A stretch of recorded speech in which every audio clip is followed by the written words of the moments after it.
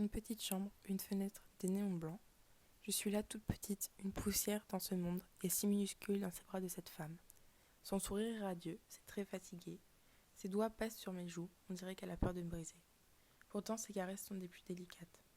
Elle regarde un rond blanc par la fenêtre.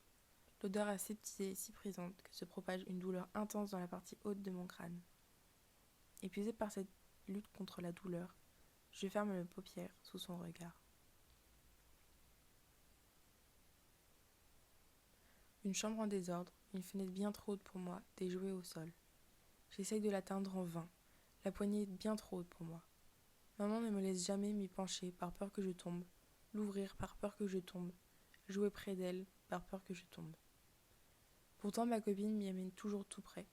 Elle voudrait qu'on fasse comme les oiseaux. Une grande fenêtre ouverte.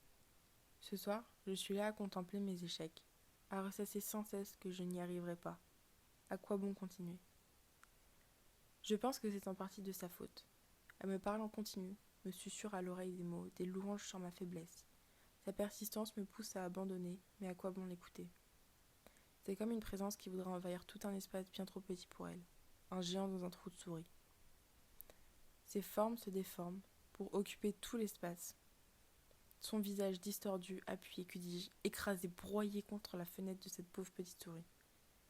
Que va-t-elle faire quand elle se rendra compte que son chez elle le plus précieux a totalement été envahi par un monstre abominable et difforme ? L'abandon est sûrement la solution la plus facile. Ce gros monstre s'est installé petit à petit.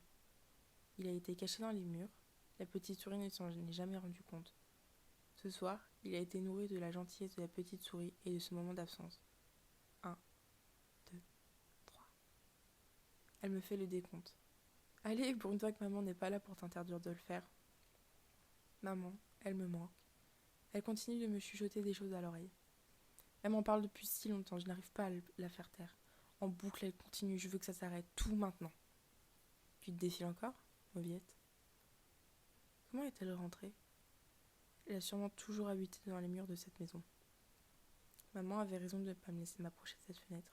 Je tombe.